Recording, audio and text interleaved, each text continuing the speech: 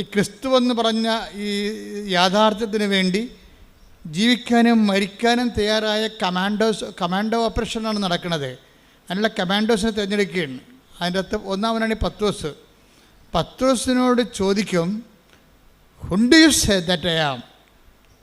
ഞാൻ ആരാണെന്നാണ് നിങ്ങൾ പറയുന്നത്? നിങ്ങൾക്കറിയണമല്ലേ ഇയാൾ ആരാണെന്ന്? മറ്റുള്ളവരെന്ത് പറയണമെന്ന് പ്രശ്നമല്ല. മറ്റുള്ളവർ അങ്ങനെ പലതും പറയും. ക്രിസ്തു റെവല്യൂഷണറിയാണ്, മതാചാര്യനാണ്, അങ്ങനെ എന്തും വേണമെങ്കിൽ പറയാം.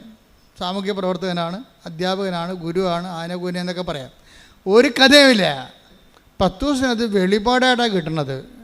ക്രിസ്തുവാണ് നീ എന്ന് പത്രോസ് പറഞ്ഞു എന്ന് വെച്ച് കഴിഞ്ഞാൽ ലോകത്തിന് എക്കാലത്തെയുമുള്ള നിത്യതയുടെ പരിഹാരം, നിത്യത ലഭിക്കുന്നതിനുള്ള ഏക പരിഹാരമാണ് നീ.